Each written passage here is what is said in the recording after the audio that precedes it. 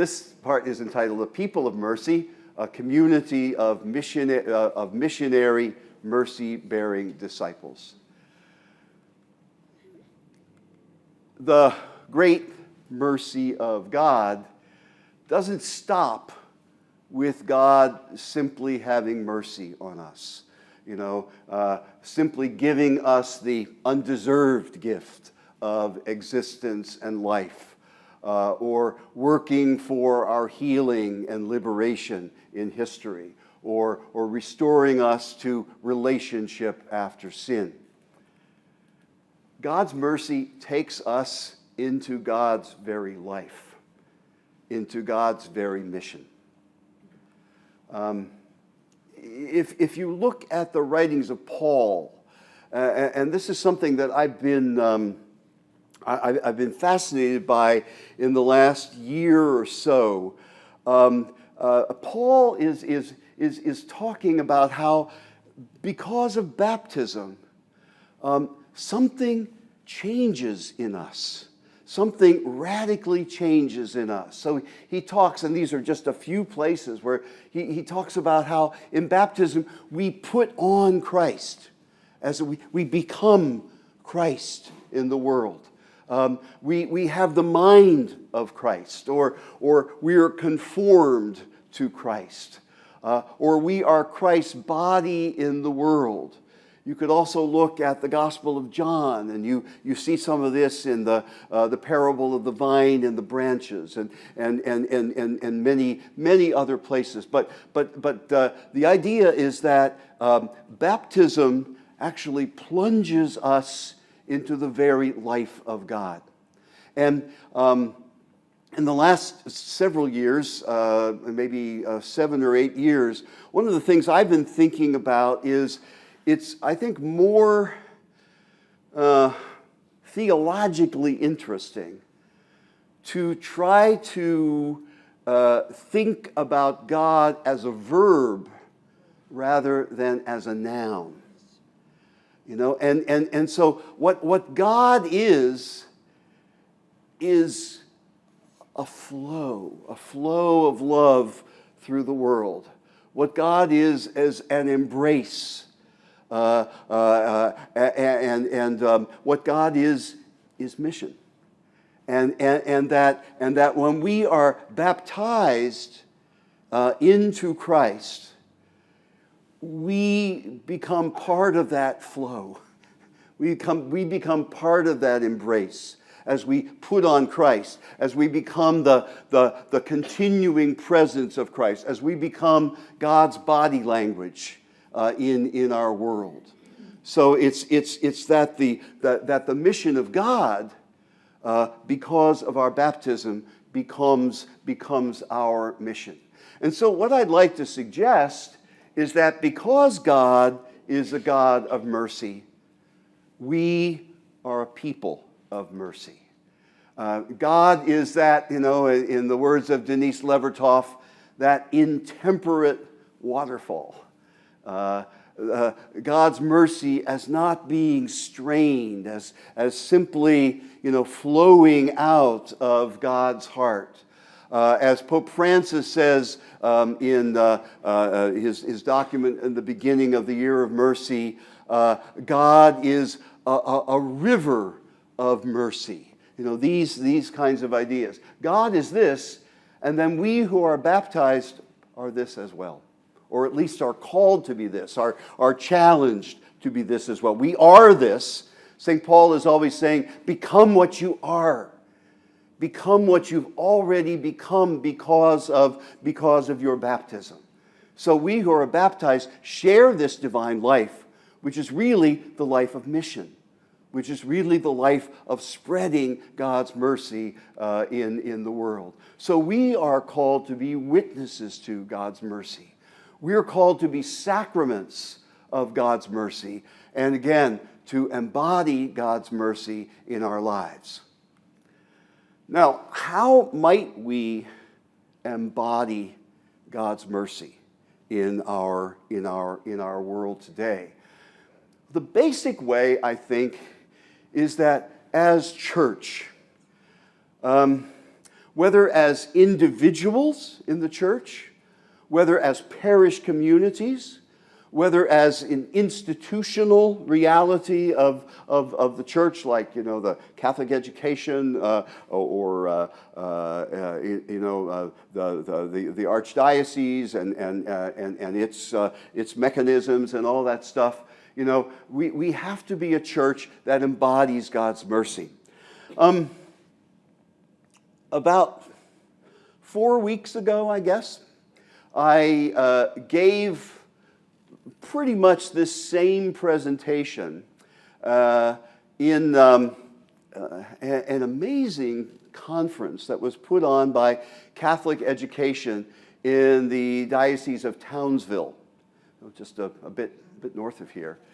The speaker before me was someone that many of you, I'm sure, might know. Her name was Christina Keneally. She was the premier of Queensland and New South Wales. I'm sorry, of New South Wales. I'm sorry. No. I really thought it was Queensland, but anyway, it's New South Wales. You're right. You're absolutely right. Anyway, but she's an extraordinary woman, and her whole point of the talk was, it's enough. It's good for the church to give mercy, but the church also needs to realize that it needs mercy, and especially in the light of the Royal Commission, in the light of so much that has been going on within the church. We need to beg for mercy, from God, from others, and it seems to me that's the first step also in mission.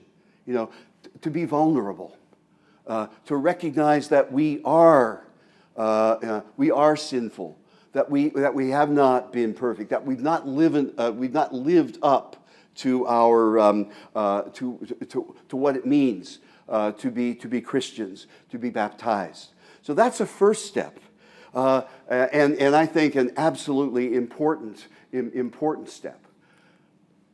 Secondly, though, I think that we have to be ourselves what Pope Francis calls in his document for the Year of Mercy, the church needs to be an oasis of mercy.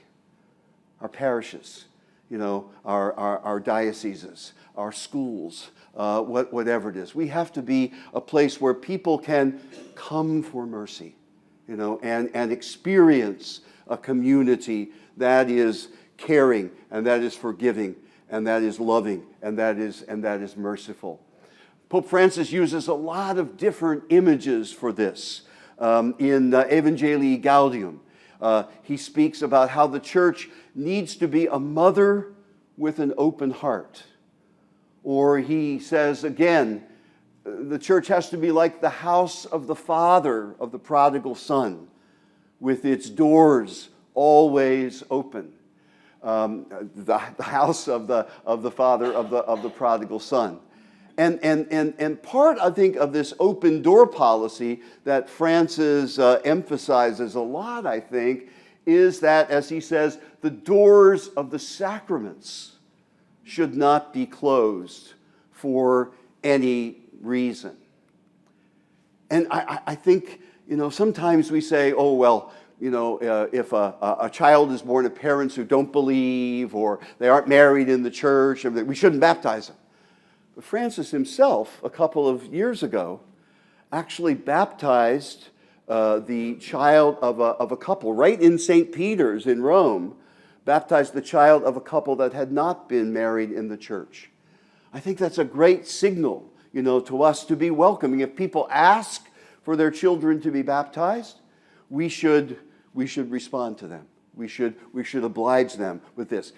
You never know, what will happen in the ceremony 5 years down the road, to the child who might be brought up in as a Catholic, whatever, But baptism becomes something really important. I didn't always think this way, but Francis has really taught me this lesson, I think, of mercy.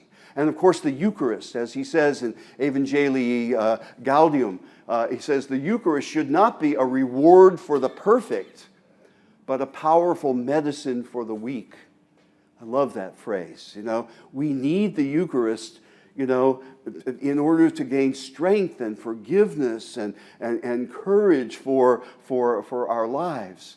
In his latest apostolic exhortation, Amoris Laetitia, on the family, it's not like an absolute blank statement, but it's paving the way for the possibility, in certain cases, of people who have been divorced and remarried to participate fully in the Eucharist. I think this is a sign of mercy, and I think if we can, have our doors open for this kind of thing, I think this is already shows the world that we are people of mercy, that God is a God of mercy. He says again in Evangelii Gaudium, it's all these wonderful quotable quotes in there. The church is not a toll house. You don't. Again, it's undeserved. You don't have to pay to get into heaven. You're already on the road. All you got to do is follow it. Open yourself up to the presence of God's mercy. The confessional, he says, shouldn't be a torture chamber. That again, it should be a place where God's mercy is freely given and fully revealed. He says, if you use a club of judgment, you're not going to beat people into the church. That you have to use, really, an invitation of mercy. And finally, he says in the interview that he gave to the Jesuit magazines a couple of years ago, he says that the ministers of the church must be ministers of mercy above all. So I think the first step in realizing that we're people of mercy is that the church needs to be a place that exudes mercy, that exudes the love of God. The pardon of God, the care for those who suffer, and so forth. So I think that's the first thing. The being of the church needs to be that. But I think we can also talk about various acts of mercy that we need to be involved in as people of mercy. And it's what the Pope calls, Nacho, you like this, misericordiando, mercying, that he makes mercy into a verb. We have to learn to mercy.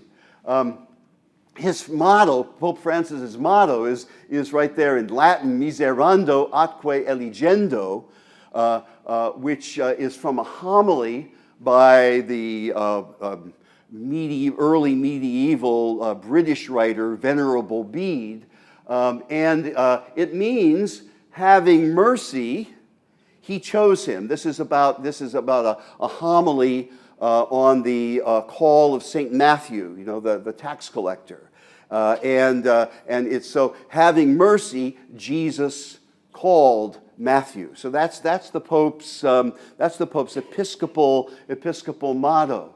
But the Pope refers to say mercying, misericordiando. Mercying, he chose him, and so it makes it much more of it's mercy is something that we do. He makes mercy into a verb, so it's doing works of mercy, and in our tradition, we talk about the corporal works of mercy and the spiritual works of mercy. So the corporal works of mercy really have strong roots in the Old Testament. If you read Isaiah 58 or Micah, the great passage in Micah chapter 6, you'll see it's very similar to some of the things that Jesus says, and this is where the Christian idea of the corporal works of mercy comes from the great judgment scene in Matthew 25. So remember, I was hungry, you gave me to eat. I was thirsty, You gave me to drink. I was a stranger, and you welcomed me. So the corporal works of mercy in our Catholic tradition, to feed the hungry, to give drink to the thirsty, to welcome the stranger, to clothe the naked, to heal the sick, to visit those in prison. And the Christian tradition has added another corporal work of mercy, which is to bury the dead. It's not in the gospel passage where these things are taken from, but the tradition has added this. I think there's time to add one more, and that is an eighth corporal work of mercy, and that is the care for creation. In the spiritual works of mercy, we have, instruct the ignorant, and counsel the doubtful, and comfort the sorrowful, admonish the sinner, gladly forgive injuries, bear wrongs patiently, and pray for the living and the dead. Now, these acts of mercy, these ways of mercying, also need to go hand in hand with the idea of the commitment to justice. I think mercying is not just about relieving suffering and misery. It's not only about that, but if we are really merciful, we will act with justice. We will work with justice because we want to go to the root of the world's suffering, to the root of the world's sin. And so mercy, justice is in many ways a great, deep act of mercy. And this works in the area of at the personal level, at the societal level, at the level of structural change as well. And it's mercy not just for the victims, but it's also justice for the perpetrators, and in many ways, justice for perpetrators is some of the best ways that we can be merciful toward them. That it's not so much punishment or revenge, but it's a way to protect them from themselves and to protect them from doing further wrong. So we need to also think in terms of mercy for the perpetrators. And as I say, that's the whole thing with the prophets. The prophets were mad for justice, but they were also, mad for the love of the people. And it was calling the people to their real selves, which is really what the call for the prophets, as sometimes violent as it seems, is what that was all about. So in many ways, the prophets, as strong as they sounded, were really offering God's mercy. Now, how do we make concrete these corporal and spiritual works of mercy in today's world? And with all my mistakes about Australia, dare I say, in Australia. I think there are many concrete ways, and hopefully after my presentation, as we talk together, we can also discover other ways other than the ones that I talk about. But I want to focus on three that I think are really important in today's world, and three that I think are really important in today's Australia. And the first one is, as Susan anticipated, mercy for the world's refugees, asylum seekers, and migrants. And secondly, mercy for the world's victims and for their perpetrators. And thirdly, mercy for creation. So I'm going to look at each one of these very, very briefly. They're obviously big topics, but I'll just hit them. And this is as I finish my presentation, I'll look at each one of these individually just a little bit. So first of all, mercy for migrants and refugees. I think it's really significant that Pope Francis, on his first trip outside the Vatican, went to the island of Lampedusa in the middle of the Mediterranean Sea, which was, for many people, the first landfall for refugees and migrants coming from Africa. In his homily, he gave if you ever get a chance to read his homily at Lampedusa, it's very, very moving. And he talks about how, many victims are dying at sea in boats which were vehicles of hope and became vehicles of death. And then he asks people, he says, has any one of us wept for this situation and others like it? Have we felt mercy for these people? Has any one of us grieved for the death of these brothers and sisters, or young mothers carrying their babies? He says we're a society that has forgotten how to weep, to experience compassion, mercy, of suffering with others. And he says that the globalization of indifference has taken away from us the ability to weep. And I think as people of mercy, we have to learn how to weep.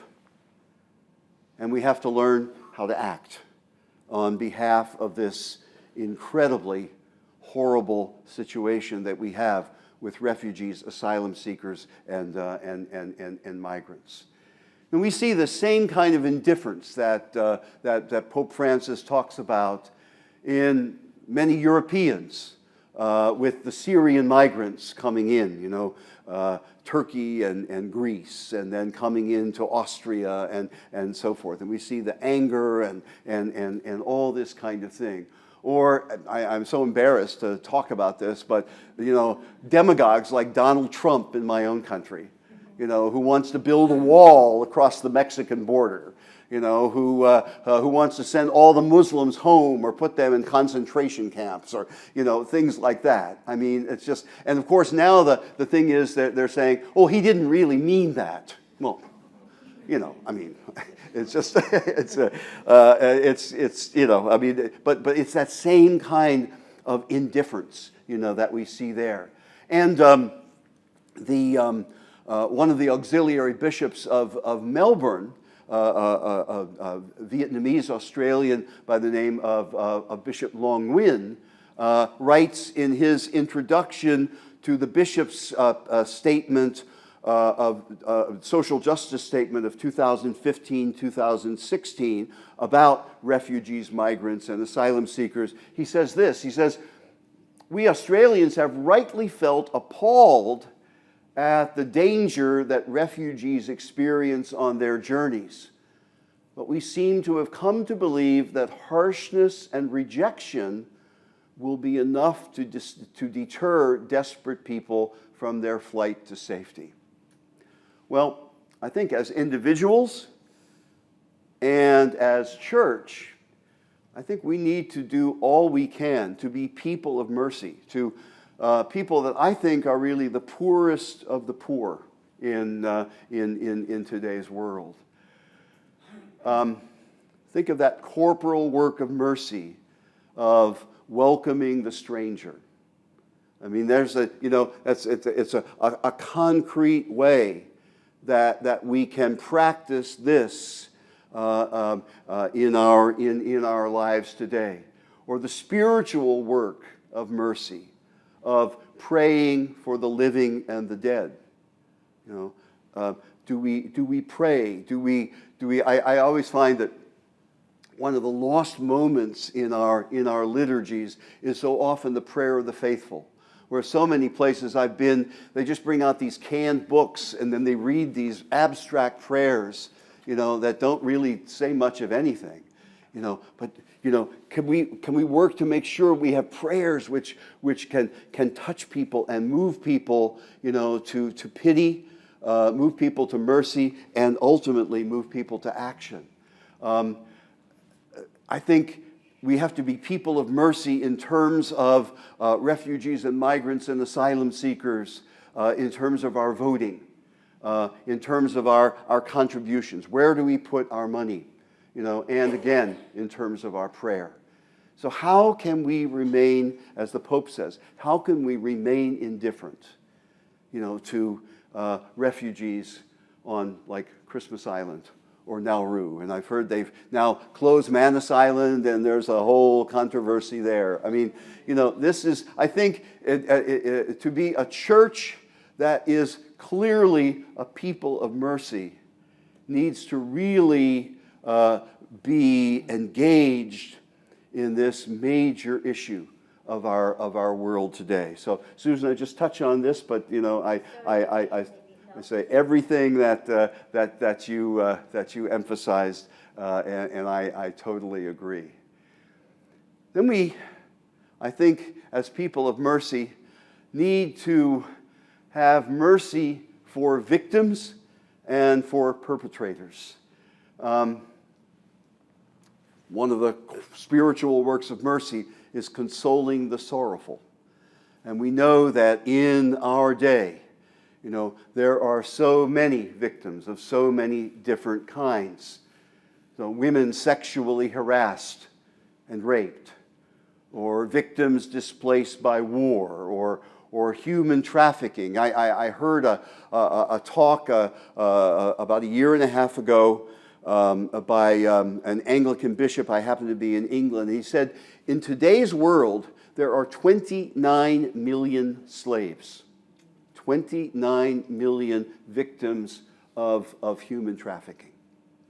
Many of them children, many of them women, some men for sure. I've talked to some in the Philippines who were basically slaved in a garment factory in Indonesia or someplace like that. I'm not sure exactly where. But then the whole thing of child soldiers, particularly in Africa, and of course victims of sexual abuse. I think we have to be people that show mercy on an individual level, on an institutional level, on a corporate level for victims of abuse. To make concrete the corporal work of mercy of visiting and healing the sick. Think of victims of AIDS or of Ebola or of Zika. What can we do for these victims in our world? To give food to the hungry and drink to the thirsty.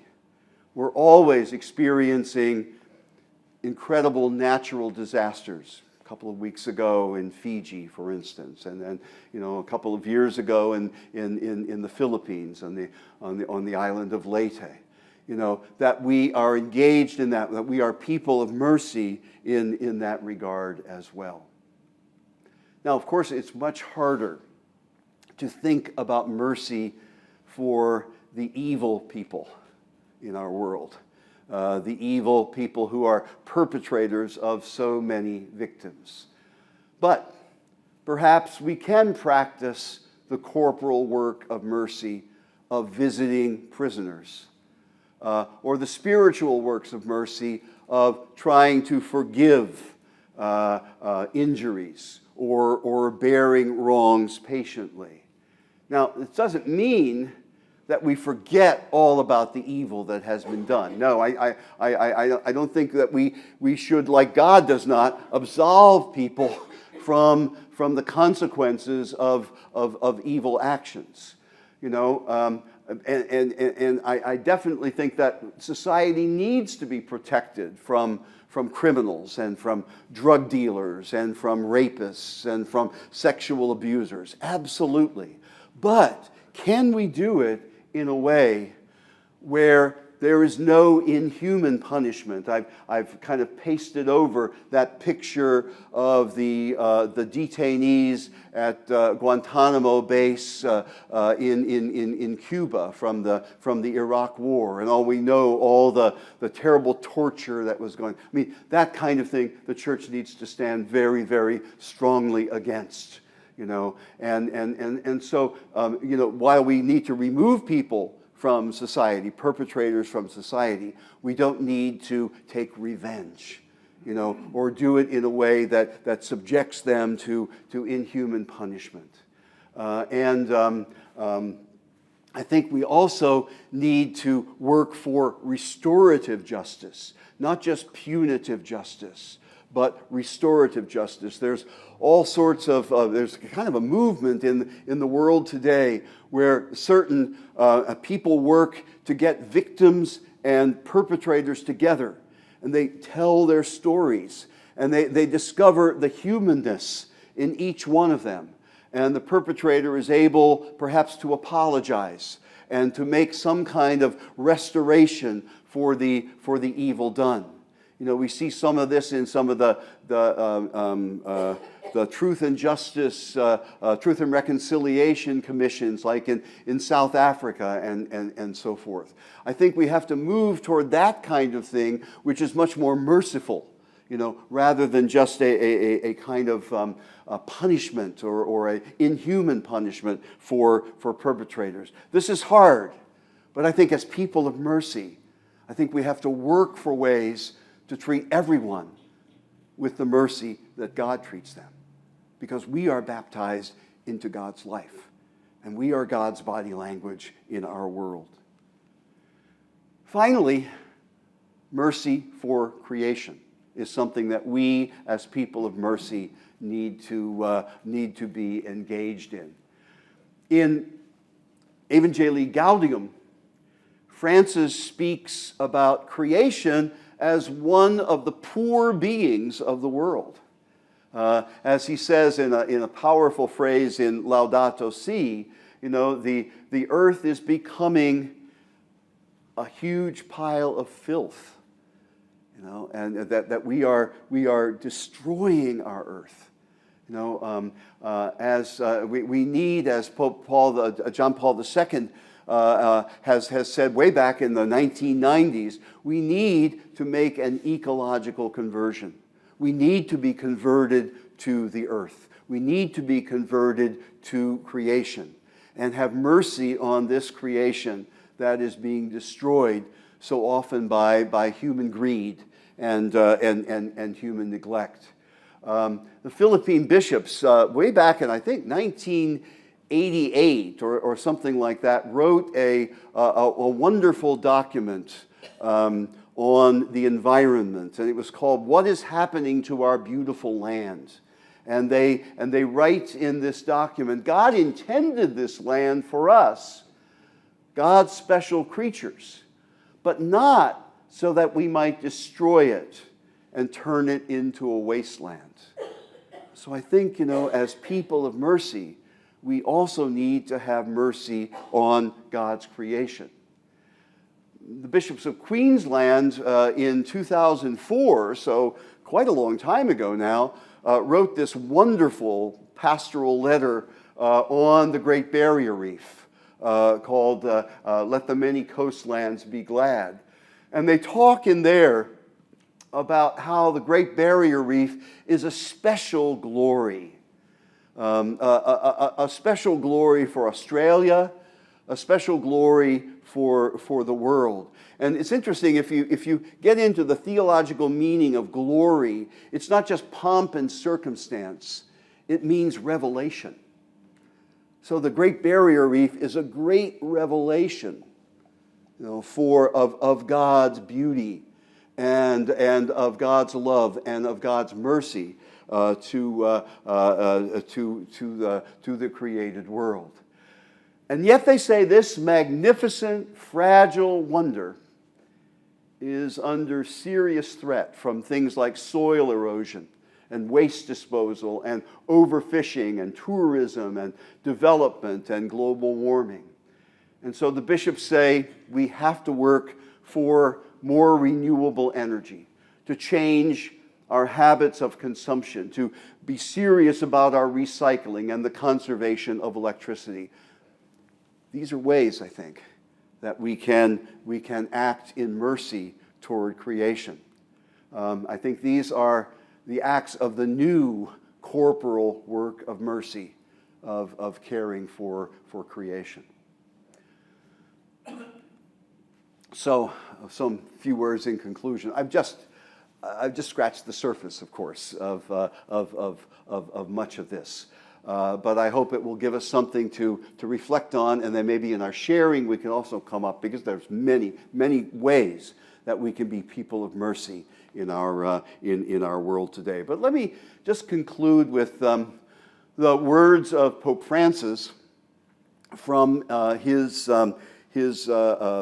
document with which he inaugurated the Year of Mercy, the Misericordiae Vultus. And he says this. He says, "In this Jubilee year, let us allow God to surprise us. He never tires of throwing open the doors of his heart and wants to share his love with us. The church is called, above all, to be a credible witness to mercy, professing it and living it as the core of the revelation of Jesus Christ." I think you see in that quotation kind of the double movement, the double dynamic that I've tried to bring out in my reflections this morning with you. So, we're called to work with God, the great God of mercy, so that we can become people who mercy, people who do mercying, that we can become people of mercy, that we can be missionary, mercy-bearing disciples.